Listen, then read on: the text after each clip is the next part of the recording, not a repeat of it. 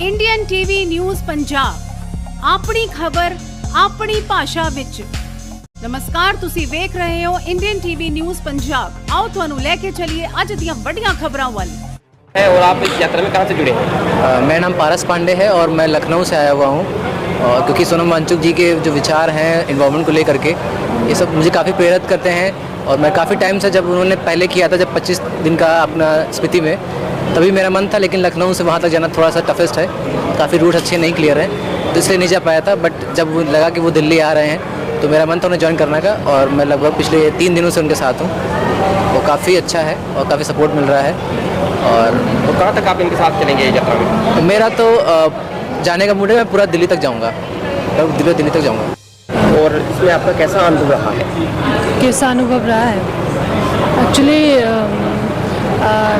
मैं जो 80 इयर्स के जो बूढ़े हमारे लोग हैं उन्हें देख के बहुत इंस्पायर होती हूँ। लाइक अगर मुश्किल भी है तो भी उनका जो एक होता है ना, मुश्किल है तो भी वो लोग बोलते नहीं है कि मुश्किल है, तो उनके वो चीज़ को देख के हमें यूथ को एक इंस्पिरेशन मिलता है और एक हिम्मत मिलता है।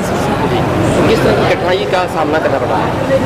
कठिनाई तो हम लोग बस ये है कि लोगों को देख रहे हैं, ऑब्जर्व कर रहे हैं, सब छाले निकल रहे हैं सबके, और इतना गर्मी है, मतलब हम इतना ठंडे जगह से आ रहे हैं, तो लोगों के लिए ये गर्मी सहना बहुत मुश्किल हो रहा है ना, तो यही प्रॉब्लम है। और जगह जगह पे रुकने के लिए पता नहीं है, हम लोग को इतना पता नहीं है कि मिलेगा कि नहीं मिलेगा रुकने के लिए या खाने के लिए, जो भी ये सब है। यात्रा हो चुकी है पंजाब में जहाँ तक, और किन कैसी कठिनाइयों का सामना करना पड़ा आपको? जी, सबसे पहले आपका शुक्रिया। मेरा नाम मेहदी शाह है और मैं एपेक्स बॉडी का एक सदस्य हूँ, और इस पूरा यात्रा में सहयोग करने में और चीज़ों को ऑर्गेनाइज़ करने में मैं अपनी कंट्रीब्यूशन देने की कोशिश कर रहा हूँ। तो हमने 1 तारीख को शुरू किया था, 1 सितंबर को, और आज लगभग 29 दिन हुए हैं और लगभग 700 किलोमीटर तो हमने किया, और उसमें हमें बहुत सारी कठिनाइयों का सामना करना पड़ा। क्योंकि आपको मालूम है कि लद्दाख जो है वो उसका पर्यावरण जो है वो हाई अल्टीट्यूड जगह है, ऑक्सीजन की बहुत कमी होती है, तो एक नॉर्मल ट्रैक नहीं होता। क्योंकि हमने 4 पासिस को पास किया था, जो कि जिनका हाइट था 16,000 17,000, इतने हाइट के हमने 4 पासिस कवर किए। और इतने चलने के बाद आप खुद देख सकते हैं मेरे खुद पैरों में छाले पड़ गए हैं, और ये सिर्फ मेरे नहीं, बहुत लोगों के पैरों में आपको छाले नज़र आ जाएंगे। इसके अलावा हमारे साथ जो यात्रा में थे उसमें से काफ़ी लोग बुज़ुर्ग लोग थे, जिनका उम्र 79 की भी थी, 74 की भी थी। तो उन तमाम बुज़ुर्गों को जब हम लोग 17,000 फीट पर पहुँचते हैं तो सर दर्द होना, हल्का फुल्का चक्कर आना, ऑक्सीजन की कमी हुआ। तो इस तरह की संघर्ष और चुनौतियों के साथ हम आगे बढ़े, और जब हम इन गर्म इलाकों में पहुँचा जहाँ पे तापमान जो है 37 डिग्री है, और जब लद्दाख में हमारा -6 पे भी हम थे इस यात्रा में, तो -6 + 36 40 का डिफरेंस आया, और हम गर्मी जो इलाकों में यूज़ टू नहीं है, तो इस वजह से हमें बहुत पसीने, इस तरह के डिहाइड्रेशन के इश्यूज़ आ रहे थे। तो इस तरह की बहुत मिली जुली दिक्कतों की वजह से आज हम यहाँ पे पहुँच पाए। जी,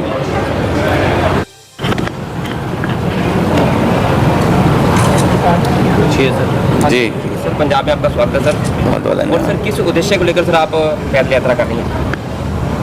उद्देश्य जैसा सारे देश को मालूम है कि लद्दाख में कई सालों से लद्दाख के संस्कृति और पर्यावरण के संरक्षण के लिए 6वें शेड्यूल की मांग की जा रही थी। उसके बातचीत भी कई बार चले, क्योंकि वचन दिया गया था कि चुनाव घोषणा पत्रों में कि ऐसा किया जाएगा, मगर हुआ नहीं उसके बाद। तो उसके लिए लद्दाख में बहुत सारे बार सरकार से विनती की गई, अनशन किए गए। तो पिछले चुनाव के बाद ये थोड़ा स्थगित हो गया था। अभी फिर हम उसी मुद्दे को याद दिलाने सरकार से दिल्ली जा रहे हैं, जिसमें 6वें शेड्यूल में लद्दाख को संरक्षण देना है, और लोकतंत्र की बहाली है जम्मू कश्मीर की तरह लद्दाख में भी, और फिर बाकी पब्लिक सर्विस कमीशन बनाना वगैरह। आपकी यात्रा कहाँ पे समाप्त हो रही है, किस लिए? जी, मेरा थोड़ा आज एलर्जी से चेस्ट इन्फेक्शन है। मैं अपने साथी बलजोर जी से कहूँगा, क्योंकि ये संयोजन करते हैं कहाँ तक की यात्रा है, मैं अपने जो एपेक्स बॉडी जो लेके एपेक्स बॉडी है जो कि पूरे यात्रा को ऑर्गेनाइज़ कर रहे हैं, तो उनका कोऑर्डिनेटर हूँ, यहाँ पद यात्रा का भी कोऑर्डिनेटर हूँ। तो हमारा जो ये पद यात्रा जो है 1 सितंबर 1 तारीख को ले से निकला था और लगभग आज हम 720 किलोमीटर चल चुके हैं। और ये आने वाले 2 अक्टूबर को जिस दिन गांधी जी का बर्थ एनिवर्सरी है, तो उस दिन हमारा जी फास्ट नहीं अच्छा सॉरी लाउडली बोल दिए बॉडी जो कि इस पदयात्रा को ऑर्गेनाइज़ कर रहा है और उसका कोऑर्डिनेटर हूँ और साथ ही साथ इस पदयात्रा का भी कोऑर्डिनेटर के तौर पे काम कर रहा हूँ।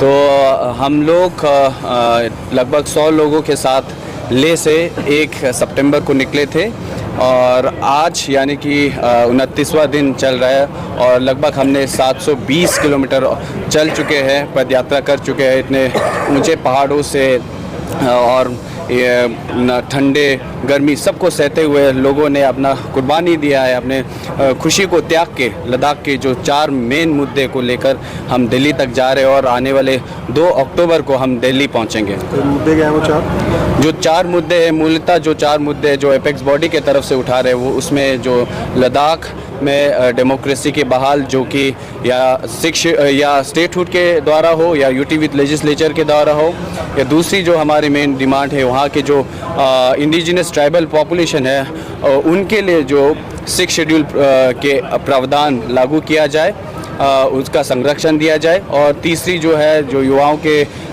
बारे में है, जो वहाँ पे पब्लिक सर्विस कमीशन और जो अनएम्प्लॉयमेंट इश्यूज़ है उनको जल्द से जल्द हल करने की जो मांग है। और चौथी जो डिमांड है वहाँ लद्दाख में 2 पार्लियामेंट्री सीट बनाने की जो मांग है। इन 4 मूलतः मुद्दा जो लोकल लेवल पे हम लेके चल रहे हैं और सोनम जी ऐसा इन्वायरमेंटलिस्ट हमें इसमें सहयोग दे रहे हैं, इसमें सपोर्ट कर रहे हैं। और इनका तो जो लद्दाख को संरक्षण के साथ साथ जो 6 शेड्यूल के संरक्षण के साथ साथ पर्यावरण के तौर पे और ग्लोबली जो क्लाइमेट चेंज हो रहा है उनको भी एक मुद्दा बना के लोगों में अवेयरनेस करते हुए इस पदयात्रा में हम आ रहे हैं। आज के बाद आगे क्या कोर्स ऑफ एक्शन है सर? आगे हम जाएंगे और गांधी समाधि पे हम अपना आगे पैदल ही चलेंगे? जी आगे, हाँ आगे जो कल 30 तारीख को हम यहाँ से लगभग 15 किलोमीटर और चलेंगे हरियाणा बॉर्डर की तरफ।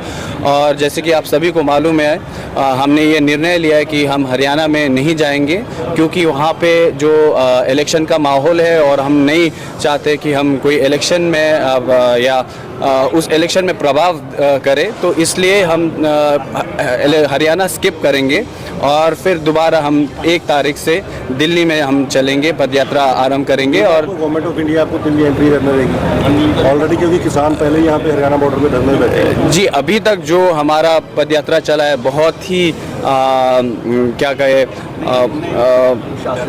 हाँ सुशासित और बिल्कुल ही पीसफुल रहा है और मैं नहीं समझता हूँ इसमें कोई उनको दिक्कत होनी चाहिए परमिशन के और पे। तो हमें लगता है कि जो दिल्ली सरकार, दिल्ली के पुलिस है और जो केंद्र सरकार है हमें इसमें ज़रूर मदद करेंगे। और हमारा जो डिमांड भी जो है वो बहुत जेन्युइन डिमांड को लेकर आ रहा है। वो जो डिमांड ऑलरेडी MHA के साथ टेबल पे है, उनके टेबल पे है, डिस्कशन पे है, हम उसी डिस्कशन को फिर से दोबारा बहाल करने के लिए वो मांग लेकर चल रहे हैं यहाँ से। नहीं, हमने परमिशन अप्लाई किया हुआ है, अभी तक वो परमिशन का रिप्लाई नहीं आया है। हम ये उम्मीद रखते हैं कि कल दोपहर तक ये सारा परमिशन के जो चीज़ है वो सारा सॉल्व हो जाएंगे। पंजाब का अनुभव कैसा रहा? बहुत अच्छा रहा। पंजाब में हमें बहुत ही अच्छा सेवा और हमें वेलकम कराया गया और मैं पूरे पंजाब के लोगों को धन्यवाद करना चाहूँगा लद्दाख के ओर से।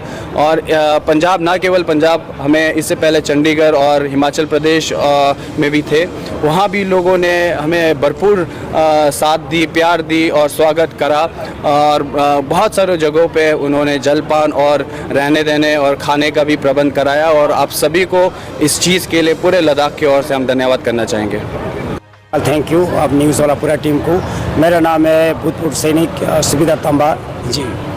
कैसा अनुभव हो रहा है सर आपको इस यात्रा के दौरान? अभी यात्रा के दौरान ये अनुभव हो रहा है कि हमारा सबसे पहले तो हमारा यात्रा जो बहुत लंबी दूरी रहे हैं, लगभग 1000 किलोमीटर की दूरी माने लगभग है ले टू दिल्ली। तो इसमें हम कई दर्रे पार करके आए हैं और ऐसे कई कठिन रास्ते जो पार करके आए हैं। तो इसमें हमारा जो ये यात्रा में शामिल है बुज़ुर्गों जिसके 80-82 साल वाला और साथ युवा है, युवाओं का 18 साल से ऊपर वाला और महिला भी है। तो इन सारों को बहुत तकलीफ उनके साथ आना पड़ा है, क्योंकि कई के पाँव में छाले पड़े और घुटनों का दर्द, सर दर्द। तो हम ये पूरा अपना जज्बा के साथ जो सरकार से हम एक उम्मीद कर रहे हैं कि उन्हीं उम्मीद को लेकर साथ में हमारा जो जाने माने जो विश्व में जाने माने और इंजीनियर और शिक्षक जो हमारे लीडर है सोनम वांगचुक जी, सोनम वांगचुक सर को खुद चलते हुए देखकर लोगों में मनोबलता बढ़ते थे और जो जितना दुख तकलीफ है वो बिल्कुल दूर हो जाते थे सर के साथ चलते हुए। तो इन लीडर के वजह से साथ में हमारा जो उम्मीद जो लेके चढ़े हैं उनकी वजह से हमें कोई इतना खास ये तकलीफ महसूस नहीं हुई। जो बहुत लंबी यात्रा है, क्या किसी तरह की पहले कुछ ट्रेनिंग भी ले ली थी कि हमने इतनी लंबी यात्रा करनी है? नहीं, ऐसे कुछ भी नहीं है। जैसा हमारा इसका जो वहाँ पे मीटिंग हुई थे कब जाना है, तो 1 सितंबर का निकलने का निर्णय ले आए थे।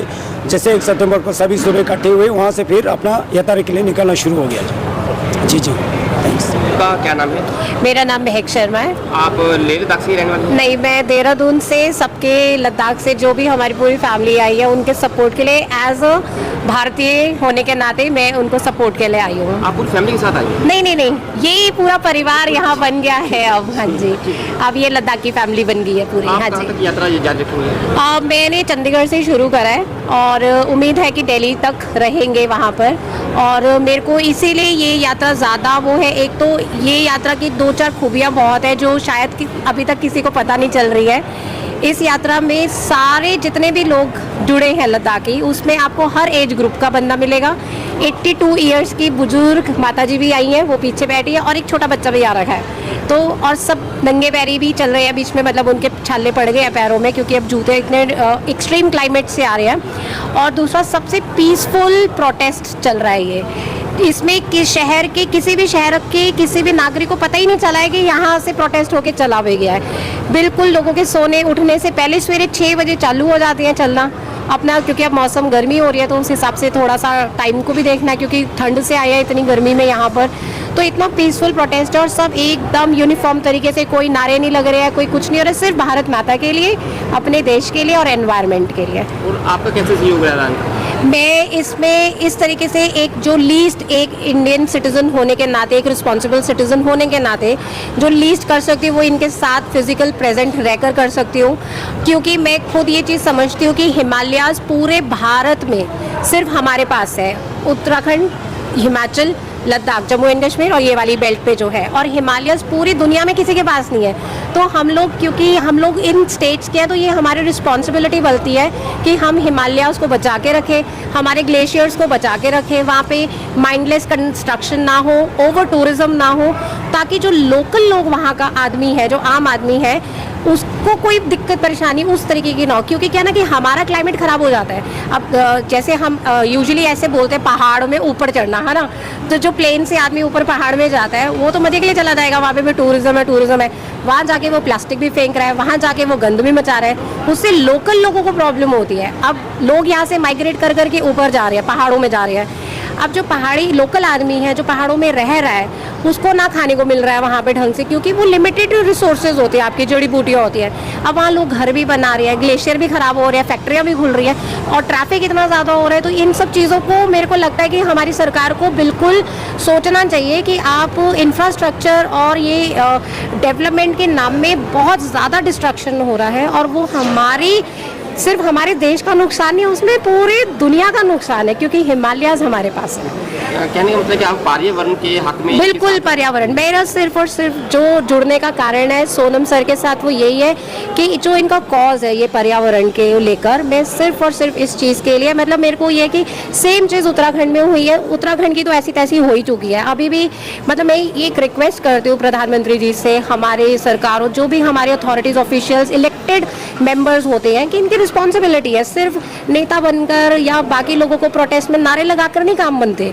अगर हमें देखना है कि हमारा देश को सच में ऊपर ले जाना है, तो हमारी जो बेसिक चीज़ें हैं, जो लोकल आदमी है, आप गांव से गांव को जोड़ो, आप हाईवेज बनाओ, अच्छी बात है कि भाई शहर से, कैपिटल से बननी चाहिए, भाई आगे सिक्योरिटी, बॉर्डर सिक्योरिटीज़ भी देखने, सब कुछ हो, लेकिन एक लिमिट होती है हर चीज़ की। वो बाउंड्री कहीं ना कहीं ड्रॉ करनी बहुत ज़रूरी है, क्योंकि ये सब चीज़ें अगर अभी नहीं होंगी ना, तो बाद में तो फिर यही कहते हैं आपदा आ गई। आपदा आ गई तो आपदा में कोई बाहर का बंदा नहीं जाता है, लोकल आदमी जाता है। लद्दाख में भी क्लाउड बर्स्ट हुआ, कितना बुरी लेह लद्दाख की ऐसी तैसी हो गई। हिमाचल में कितना ज़्यादा कुछ हो रहा है। उत्तराखंड तो बन ही गया आपदाओं का शहर, अब मतलब प्रदेश ही बन चुका है। तो इन सब चीज़ों को हम ऐसे नहीं कह सकते नेचुरल है, ये सब ह्यूमन मेड है। तो इसलिए हम चाहते हैं कि सरकार से एक रिक्वेस्ट है, एक बहुत जेंटल रिक्वेस्ट है ये, कि आप करिए इसको। और मैं बहुत खुश भी हूँ, और मुझे तो बहुत ही हौसला भी आ रहा है कि ये सारे बुजुर्ग बैठे हैं यहाँ पे, और ये सब एक्स आर्मी मैन है, कितने इसमें गवर्नमेंट ऑफिशियल्स हैं। तो इन्होंने तो दुनिया देख रखी है, इन्होंने पूरा घाट घाट का पानी पी रखा है। तो अगर ये सब इतना मोटिवेट कर रहे हो, इतने साइलेंटली कर रहे हैं, तो ये बहुत ज़बरदस्त चीज़ है। के माध्यम से लोगों को जो हमें यात्रा के दौरान जिन्होंने सहायता दिया है और खाने पीने से सामान दिया है, ले से लेकर। क्या कहेंगे अपनी यात्रा के बारे में? देखिए 2019 में एक जमहूरी निज़ाम में फलते फूलते एक स्टेट को तकसीम करके उसको 2 टुकड़ों में बांटा गया। उसके बाद लद्दाख को एक अलग से यूटी बनाया गया। हालांकि लद्दाख का एक फ्रैक्शन जो लेह साइड है, वो लोग पिछले 30-40 सालों से यूटी की डिमांड कर रही थी, लेकिन वो इस यूटी की डिमांड नहीं कर रहे थे, वो यूटी विद लेजिस्लेचर की डिमांड कर रही थी, ताकि उसमें जो लोकतंत्र है वो भी बका रहे। लेकिन जब यूटी बनाई गई, उसके 6 महीने साल भर के अंदर लोगों को पता चला कि जो यूटी हम डिमांड कर रहे थे वो यूटी तो हमें मिला नहीं, और इस यूटी में हमसे हमारी जो जमहूरी निज़ाम है वो ख़त्म किया गया है। हमको ब्यूरोक्रेसी की ग़ुलामी में हमको डाला गया है।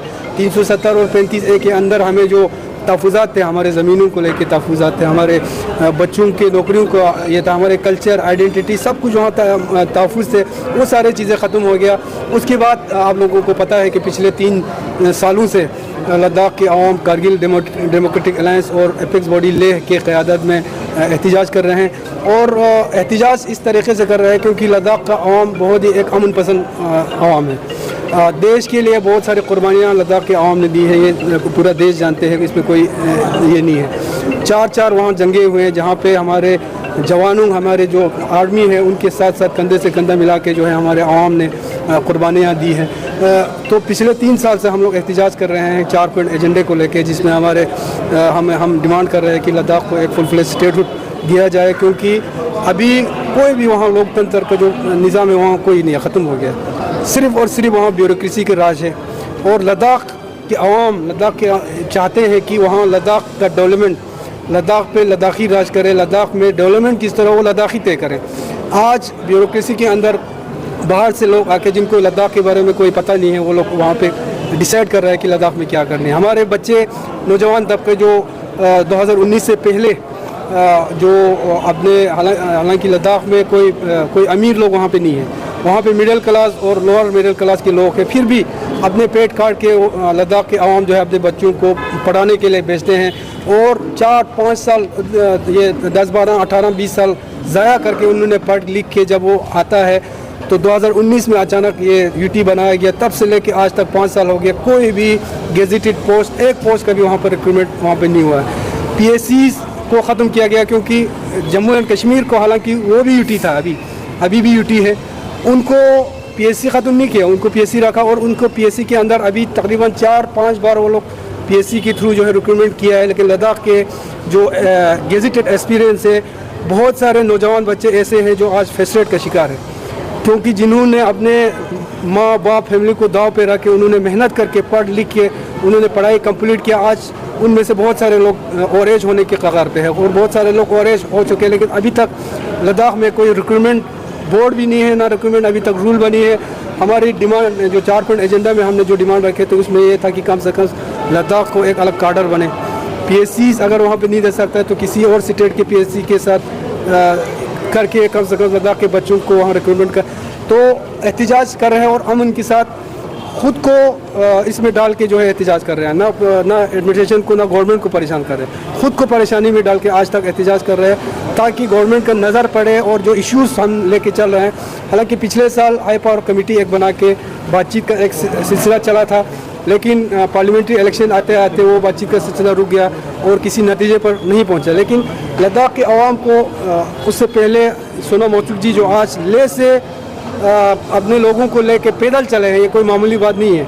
वो इसलिए कि गवर्नमेंट का नज़र पड़े कि हमारे भी सुनो, हमारी आवाज़ सुनो, हमारे जो खदशात है उसको देखो। लेकिन अभी तक इलेक्शन के बाद भी अभी 3-4 महीना होने को जा रहा है, हमारे साथ कोई बातचीत का सिलसिला नहीं हुआ है। तो मैंने होम मिनिस्ट्री से भी मैंने गुजारिश किया है, गवर्नमेंट से भी यही है कि कम से कम जो बातचीत का सिलसिला रुका है वो बातचीत का सिलसिला जो है वो शुरू किया जाए, और जो 4 पॉइंट एजेंडे को लेकर जो लद्दाख के अवाम एहतजाज पे है उन पे बातचीत हो, और कम से कम बातचीत का सिलसिला शुरू हो। अभी तक लद्दाख के अवाम जो है अमन के साथ अपने आप को परेशानी में डाल के एहतजाज कर रहे हैं, लेकिन अगर इसका कोई सुनवाई नहीं हो सकता है ये जो एहतजाज है ये एक अलग लाइन पे जाए। सर, इलेक्शन टाइम गवर्नमेंट ने इलेक्शन मैनिफेस्टो में ये खुद लिखा था कि 6 शेड्यूल में डाला जाएगा। 2 इलेक्शन के मैनिफेस्टो में इन्होंने बीजेपी के पार्टी ने भी अपने मैनिफेस्टो में खासकर जो 6 शेड्यूल का हमारा डिमांड है, 6 शेड्यूल के अंदर हम लोग कॉन्स्टिट्यूशनल सेफगार्ड की डिमांड कर रही है, 2 बार उन्होंने अपने मैनिफेस्टो में डाला, लेकिन अभी तक उसका रीज़न क्या मानते हैं आप? इतना टाइम क्यों लग रहा है इस चीज़ को? क्या ये इतनी वजह है कि कोई इतना टाइम लगता है? नहीं, वो तो गवर्नमेंट बताएगा, लेकिन अभी तक पार्लियामेंट्री इलेक्शन के बाद हमें ये तवक्का था कि कम से कम पार्लियामेंट्री इलेक्शन के बाद ने लद्दाख दियाँ जो संवेदनावां ने लद्दाख बारे लद्दाखी लोगों दियाँ जो कि हिंदुस्तानी लोगों ने भी बननिया चाहिए हैगियां, उन्होंने नाल लैके सोनम वांगचुक ਜਿਹੜੇ कि बहुत बड़े एनवायरमेंटलिस्ट ने, इंजीनियर ने बाई प्रोफैशन, एजुकेशनिस्ट ने, बहुत गुणा के मालक ने ते समर्पित ने अपने समाज को, अब लद्दाखी लोगों को, हिंदुस्तान के लोगों को। तो साढ़े विचकार लद्दाख तो मैंबर पार्लीमेंट वो भी अज विशेष तौर पर शामिल हुए हैं। पंजाब की जी यात्रा का अज अखीरला हिस्सा है, उन्होंने कवर किया डेराबस्सी इलाके में। तो मैं बतौर MP डॉक्टर धर्मवीर गांधी, मेरे नाल उदयवीर सिंह जी जिहड़े कि इत्थों दे जीरकपुर के कौंसल के प्रधान ने, तो आना सीगा भाई साहब ने, इन्हों के फादर साहब ने, दीपिंदर ढिल्लों होरां ने किसी कारण नहीं पहुँच सके है। असीं सारे सोनम वांगचुक होरां दा स्वागत करने वास्ते, उन्होंने हल्लाशेरी देने वास्ते और उन्होंने कहने वास्ते आए हैं कि इस लड़ाई में कल्ले लद्दाखी लोग कल्ले नहीं है, असीं सारे हिंदुस्तानी, सारे पंजाबी खास तौर पर जो उन्होंने संवेदनावां ने, उन्होंने चिंतावां ने लद्दाख बारे, चाहे भूगोलिक हालत करके, विशेष हालत करके, चाहे उत्थे दी जो कुदरती जो सुंदरता हैगी है लद्दाख की, जो उन्होंने अनएम्पलॉयमेंट का स्टेटस है, जो धारा 370 खत्म करने वेले उन्होंने वादे किए गए सी, उन्होंने सब जवाब दिखाए गए थे, उन्होंने कल्चर को बचाने वास्ते, उन्होंने सभ्यता बचाने वास्ते। बहुत सभ्यतावां एक लद्दाख में अनेक सभ्यतावां ने वो जिउंदियां ने उत्थे बदफुल रही सीगियां। तो अचानक ਜਿਹੜਾ लद्दाख का कश्मीर ਨੂੰ तोड़ के 3 हिस्से जम्मू वैली ਤੇ लद्दाख ਨੂੰ ਵੰਡ के जो एक ਉਹਨਾਂ ਦਾ एक जमहूरीयत ਸੀਗੀ ਉਹ ਤੇ ਸੱਟ ਮਾਰੀ ਗਈ ਹੈਗੀ ਹੈ। ਅੱਜ ਉਹ ਦੱਸ ਰਹੇ ਨੇ ਕਿ ਉੱਥੇ ਹੁਣ ਜਮਹੂਰੀਅਤ ਦੇ ਨਾਂ ਥੱਲੇ ਬਿਊਰੋਕ੍ਰੈਟਿਕ ਰਾਜ ਹੈਗਾ। ਲੋਕਾਂ ਦੀਆਂ ਜਿਹੜੀਆਂ ਚਿੰਤਾਵਾਂ ਨੇ, ਲੋਕਾਂ ਦੇ ਸਵਾਲ ਨੇ, ਉਹਨਾਂ ਨੂੰ ਕੋਈ ਪੋਲੀਟੀਕਲ ਕਲਾਸ ਸੰਬੋਧਿਤ ਨਹੀਂ ਹੋ ਰਹੀ ਹੈਗੀ ਹੈ ਔਰ लद्दाख हर तरह ਨਾਲ ਪਛੜ ਰਿਹਾ ਹੈਗਾ ਹੈ। लद्दाखी ਲੋਕਾਂ ਦੀਆਂ ਜੋ ਕਾਂਖਸ਼ਾਵਾਂ ਨੇ ਜਮਹੂਰੀਅਤ ਤੋਂ ਜਾਂ ਸਿਸਟਮ ਤੋਂ ਉਹ ਪੂਰੀਆਂ ਨਹੀਂ ਹੋ ਰਹੀਆਂ। लद्दाख 'ਚ ਕਾਫੀ विद्यार्थी बच्चे नौजवान ने वो बेरोजगार ने तो अनरेस्ट है, तो वो लैके वो गल लद्दाख तो बाहर जाए उन्होंने पद यात्रा की हैगी है। अज उस पद यात्रा का अखीरला लैग जिहड़ा पंजाब का अखीरला हिस्सा सीगा वो साडे डेराबस्सी हल्के पैंदा सीगा। असीं उन्हां नाल मैं बतौर इलाके के MP ते उदयवीर सिंह जी इलाके के नुमाइंदे के नाते असीं ते उन्हां दे नाल बहुत वड्डी टीम मेरे नाल पटियाला भी कुछ दोस्त आए ने ते इत्थों भी डेराबस्सी के नाल दे एरिया चों भी बहुत सारे सरगर्म सियासी कारकुन, समाजिक कारकुन, वातावरण प्रेमी अज इत्थे आए ने तां जो असी लद्दाख के लोगों ने अपनी यकजहती प्रगट कर सकीए, अपनी एकमुखता प्रगट कर सकीए। क्योंकि ये सवाल कल्ले लद्दाख नहीं है, ये सारे हिंदुस्तान का सवाल है। सारे हिंदुस्तान दी जो विलक्षणतावां ने, धार्मिक, इलाकाई, भाषाई, सभ्याचारक, उन्होंने राखी का सवाल है, उन्होंने बदन फुलन वास्ते साजगार माहौल बनाने का सवाल है, जिहड़ा कि पिछले 10 साल तो लगातार हिंदुस्तान दी विलक्षणतावां का गला कुटिया जा रहा है। तो लद्दाख उसकी ताज़ा एग्जाम्पल है जिहड़ी धारा 370 खत्म होने तो बाद उजागर हुई हैगी है, जितों सरकार की केंद्रीय सरकार की मंशा जग जाहिर होंदी हैगी है। तो इस लड़ाई में मैं यकीन दिवाना चाहता MP साहब को भी तो सोनम वांगचुक होरां नूं भी कि पंजाबी अपने सुभाव मुताबक जिथे भी किते ऑपरेशन है, जिथे भी किते दबाव है, दब आया, धौंस है, उसके खिलाफ पंजाबी हमेशा खड़ते आए हैं। तो अज असीं लद्दाख के लोगों के नाल खड़े हैं। ਡਾਕਟਰ ਸਾਹਿਬ ਲਦਾਖ ਤੋਂ ਨਿਕਲੇ ਗੱਲ ਪੰਜਾਬ ਦੀ ਹੈ ਜੀ, ਪੰਜਾਬ ਦੇ ਵਿੱਚ ਸਿੰਥੈਟਿਕ ਨਸ਼ੇ ਦੇ ਪ੍ਰਭਾਵ ਬਾਰੇ ਕੀ ਕਹੋਗੇ ਜੀ? ਦੇਖੋ ਇਹ ਬਿਲਕੁਲ ਨਹੀਂ ਘਟਣ ਦਾ ਨਾਂ ਨਹੀਂ ਲੈ ਰਿਹਾ ਹੈਗਾ, ਕਿਉਂਕਿ ਸਿੰਥੈਟਿਕ ਨਸ਼ੇ ਬਗੈਰ ਸਰਕਾਰਾਂ ਦੀ, ਬਗੈਰ ਪੁਲਿਸ ਦੀ ਸਰਪ੍ਰਸਤੀ ਤੋਂ ਨਾ ਤਾਂ ਪਹਿਲਾਂ ਚੱਲ ਸਕਦੇ ਸੀ, ਨਾ ਇਹ ਅੱਜ ਚੱਲ ਸਕਦੇ ਹੈਗੇ ਆ। ਤੇ ਪੰਜਾਬ ਵਿੱਚ ਜੋ ਬੇਰੁਜ਼ਗਾਰੀ ਦਾ ਆਲਮ ਹੈਗਾ ਹੈ, ਜੋ ਨੌਜਵਾਨਾਂ 'ਚ ਨਿਰਾਸ਼ਤਾ ਹੈਗੀ ਹੈ, ਜੋ ਪ੍ਰਵਾਸ ਦਾ ਵਰਤਾਰਾ ਹੈਗਾ ਹੈ, ਜੋ ਮਤਲਬ ਨੌਜਵਾਨ ਜਿਸ ਕਦਰ ਉਹਨਾਂ ਦੀ ਜਿਹੜੀ ਉਹਨਾਂ ਦੀ ਉਪਯੋਗਤਾ ਹੈਗੀ ਹੈ ਉਹਨੂੰ ਵਰਤੋਂ ਲਈ ਨਹੀਂ ਲਿਆਂਦਾ ਜਾ ਰਿਹਾ ਹੈਗਾ, ਉਹਦੇ 'ਚੋਂ ਨਸ਼ੇ ਪੈਦਾ ਹੋ ਰਹੇ ਨੇ। ਪੰਜਾਬ ਆਰਥਿਕ ਪੱਖੋਂ ਜਿਹੜਾ ਪੰਜਾਬ ਹਿੰਦੁਸਤਾਨ ਦੀ ਕਲਗੀ ਹੁੰਦਾ ਸੀਗਾ, ਨੰਬਰ 1 ਸੂਬਾ ਸੀਗਾ, ਅੱਜ ਆਰਥਿਕ ਪੱਖੋਂ ਪਛੜ ਕੇ ਦੇਸ਼ ਦਾ 18ਵਾਂ ਸੂਬਾ ਬਣ ਗਿਆ ਹੈਗਾ। ਤਾਂ ਇਸ ਦਾ ਕਾਰਨ ਹੈਗਾ ਕਿ ਪੰਜਾਬ ਵਿੱਚ ਜਿਹੜੀ ਸੱਤਾ ਹੈਗੀ ਹੈ ਉਸ ਦਾ ਦੁਰਉਪਯੋਗ ਕੀਤਾ ਗਿਆ। ਜਿਹੜੇ ਸਾਧਨ ਲੋਕਾਂ ਦੇ ਫਾਇਦੇ ਵਾਸਤੇ ਲੱਗਣੇ ਚਾਹੀਦੇ ਸੀਗੇ, ਉਹ ਸਾਧਨਾਂ ਦੇ ਮੂੰਹ ਇਹਨਾਂ ਲੀਡਰਾਂ ਨੇ ਆਪਣੇ ਘਰਾਂ ਵੱਲ ਕਰ ਲਏ ਹੈਗੇ ਆ। ਚਾਹੇ ਉਹ ਮਤਲਬ ਕਿ ਲੰਮਾ ਸਮਾਂ ਰਾਜ ਕੀਤਾ ਹੈਗਾ ਉਹਨਾਂ ਲੀਡਰਾਂ ਨੇ, ਤੇ ਅੱਜ ਉਹਨਾਂ ਨਾ ਹੀ ਨਸ਼ੇ ਦੇ ਵਪਾਰ ਵਿੱਚ ਜਾਂ ਨਸ਼ੇ ਦੇ ਕਾਰੋਬਾਰ 'ਚ ਬੋਲ ਰਿਹਾ ਹੈਗਾ ਹੈ। ਉਹਨਾਂ ਨਾ ਹੀ ਪੰਜਾਬ ਜਿਹੜੀ ਹੋਰ ਧਾਰਮਿਕ ਅਨਰੈਸਟ ਹੈ, ਧਾਰਮਿਕ ਬੇਚੈਨੀ ਹੈਗੀ ਹੈ, ਬੇਅਦਬੀਆਂ ਦੇ ਰੂਪ ਵਿੱਚ ਉਹਨਾਂ ਦਾ ਨਾਂ ਵੀ ਉਹਦੇ ਰਾਹੀਂ ਵੀ ਬੋਲ ਰਿਹਾ ਹੈਗਾ। ਤੇ ਜਿਹੜੀ ਪਾਰਟੀ ਨਵੇਂ ਬਦਲਾਅ ਦਾ ਨਾਰਾ ਲੈ ਕੇ ਆਈ ਸੀ, ਜਿਹਨੇ ਕਿਹਾ ਸੀ ਕਿ ਅਸੀਂ ਮਤਲਬ ਇੱਕ ਨਵੀਂ ਤਰ੍ਹਾਂ ਦੀ ਸਿਆਸਤ ਕਰਾਂਗੇ, ਉਹਨਾਂ ਦੀ ਸਿਆਸਤ ਵੀ ਜੱਗ ਜ਼ਾਹਰ ਹੋ ਗਈ ਹੈ। ਜਿੰਨੀ ਜਲਦੀ ਲੋਕਾਂ ਦੇ ਨੱਕੋ ਬੁੱਲੋਂ ਇਹ ਨਵੀਂ ਪਾਰਟੀ ਲੱਥੀ ਹੈ, ਮੇਰਾ ਨਹੀਂ ਕਿ ਖਿਆਲ ਕਿ ਪੰਜਾਬ ਦੇ ਸਿਆਸੀ ਇਤਿਹਾਸ ਵਿੱਚ ਕੋਈ ਪਾਰਟੀ ਇੰਨੀ ਜਲਦੀ ਬਦਨਾਮ ਹੋਈ ਹੋਵੇ ਤੇ ਲੋਕਾਂ ਦੇ ਨੱਕੋ ਬੁੱਲੋਂ ਲੱਥੀ ਹੋਵੇ। ਸੋ ਅੱਜ ਪੰਜਾਬ ਦੇ ਹਰ ਏਰੀਏ ਵਿੱਚ ਮੈਂ ਪਟਿਆਲੇ ਦਾ ਕਹਿ ਸਕਦਾ ਹੈਗਾ ਮਾਫੀਆ ਰਾਜ ਹੈਗਾ। ਖਨਨ ਮਾਫੀਆ, ਭੂ ਮਾਫੀਆ, ਰੇਤਾ ਬਜਰੀ ਮਾਫੀਆ ਜਾਂ ਹੋਰ ਜਿਹੜੇ ਸ਼ਰਾਬ ਮਾਫੀਆ, ਨਸ਼ਾ ਮਾਫੀਆ, ਆ ਸਾਰੇ ਮਾਫੀਏ ਮੈਂ ਐਲਾਨੀਆਂ ਕਹਿੰਦਾ, ਇਲਜ਼ਾਮ ਲਾਉਣਾ ਹੈਗਾ ਕਿ ਜਿਹੜੇ ਜਿਹੜੇ MLAs ਨੇ ਆਮ ਆਦਮੀ ਪਾਰਟੀ ਦੇ ਮੌਜੂਦਾ ਰਾਜ ਸੱਤਾ ਦੇ, ਉਹਨਾਂ ਦੇ MLA ਸਰਪ੍ਰਸਤੀ ਹੇਠ ਇੱਥੇ ਮੈਨੂੰ ਰੋਜ਼ ਟੈਲੀਫੋਨ ਜਾਂਦੇ ਨੇ। ਇੱਥੋਂ ਵੀ ਖਨਨ, ਜਿਹੜਾ ਛੱਤਬੀੜ ਦੇ ਪਿਛਲੇ ਪਾਸਿਓਂ ਵੱਡੀ ਪੱਧਰ ਦੇ ਖਨਨ ਇੱਥੋਂ ਦੇ ਜਿਹੜੇ ਰਾਜਕੀ ਲੋਕ ਨੇ, ਰਾਜ ਕਰਦਾ ਪਾਰਟੀ ਦੇ, ਉਹਨਾਂ ਵੱਲੋਂ ਕੀਤਾ ਜਾ ਰਿਹਾ ਹੈਗਾ। ਬਾਕੀ ਭੂ ਮਾਫੀਆ ਸਰਗਰਮ ਹੈ ਇਹ ਏਰੀਆ ਦਾ, ਖਾਸ ਤੌਰ ਤੇ ਡੇਰਾ ਬਸੀ, ਲਾਲੜੂ ਜਾਂ ਮਤਲਬ ਜੀਰਕਪੁਰ, ਇਹ ਤਾਂ ਹੁਣ ਕਾਫੀ ਚਿਰ ਤੋਂ ਬਦਨਾਮ ਹੈ ਇਹਨਾਂ ਦੇ ਕਾਰਨਾਮਿਆਂ ਕਰਕੇ ਹੈਗਾ। ਤੇ ਇਸ ਕਰਕੇ ਅੱਜ ਉਹ ਸਰਕਾਰ ਵੀ ਇਹ ਵੀ ਬਦਨਾਮ ਹੈਗੇ। ਕਾਂਗਰਸ ਇੱਕ ਅਜਿਹੀ ਪਾਰਟੀ ਹੈ ਜਿਹਨੇ ਇੰਨੀਆਂ ਅਡਵਰਸ ਹਾਲਤਾਂ ਹੋਣ ਦੇ ਬਾਵਜੂਦ 7 ਲੋਕ ਸਭਾ ਸੀਟਾਂ ਜਿੱਤ ਕੇ ਕਾਂਗਰਸ ਦੀ ਝੋਲੀ ਪਾਈਆਂ ਪੰਜਾਬੀਆਂ ਨੇ, ਤੇ ਲੋਕਾਂ ਨੂੰ ਕਾਂਗਰਸ ਤੋਂ ਬਹੁਤ ਆਸ ਹੈਗੀ ਹੈ, ਬਸ਼ਰਤੇ ਕਾਂਗਰਸ ਆਪਣੇ ਨਿੱਜੀ ਨਿੱਕੇ ਮੋਟੇ ਮਤਭੇਦ ਭੁਲਾ ਕੇ ਇੱਕ ਮੁਸ਼ਤ ਪਾਰਟੀ ਦੇ ਤੌਰ ਤੇ ਲੋਕਾਂ ਸਾਹਮਣੇ ਪੇਸ਼ ਹੋਵੇ ਔਰ ਇਸ ਮੌਜੂਦਾ ਪ੍ਰਬੰਧ ਨੂੰ, ਆਮ ਆਦਮੀ ਪਾਰਟੀ ਦੇ ਰਾਜ ਨੂੰ ਤੇ ਉਹਦੇ ਜਿਹੜੀ ਪਿੱਠ ਦੇ ਪਿੱਛੇ ਮੋਦੀ ਸ਼ਾਹ ਹੈਗਾ, ਔਰ ਖਾਸ ਤੌਰ ਤੇ ਜੋ ਸ਼ਾਹ ਦਾ ਥਾਪੜਾ ਹੈਗਾ ਭਗਵੰਤ ਮਾਨ ਨੂੰ, ਭਗਵੰਤ ਮਾਨ ਸਰਕਾਰ ਨੂੰ, ਉਹਨੂੰ ਜਿਹੜੀ ਚੁਣੌਤੀ ਨੂੰ ਚਕਨਾਚੂਰ ਕਰਦੇ ਹੋਏ 27 ਮੁੜ ਕੇ ਪੰਜਾਬ ਵਿੱਚ ਕਾਂਗਰਸ ਦੀ ਸਰਕਾਰ ਬਣਾਈ ਜਾ ਸਕੇ ਔਰ ਦੇਸ਼ ਨੂੰ ਸਹੀ, ਪੰਜਾਬ ਨੂੰ ਸਹੀ ਲੀਹਾਂ ਤੇ ਚਲਾਇਆ ਜਾ ਸਕੇ। ਔਰ ਤੁਹਾਡੇ ਹਲਕੇ ਦੀ ਗੱਲ ਹੈ ਜੀ, ਰੇਲਵੇ ਦਾ ਸਫ਼ਰ ਲੋਕਾਂ ਵਾਸਤੇ ਆਸਾਨ ਬਣਾਉਣ ਵਾਸਤੇ, ਚਾਹੇ ਰਾਜਪੁਰੇ ਤੋਂ ਬਠਿੰਡਾ ਹੋਵੇ ਜਾਂ ਫਿਰ ਰਾਜਪੁਰੇ ਤੋਂ ਸਨੇਟਾ ਮਹਾਲੀ ਦਾ ਹੋਵੇ,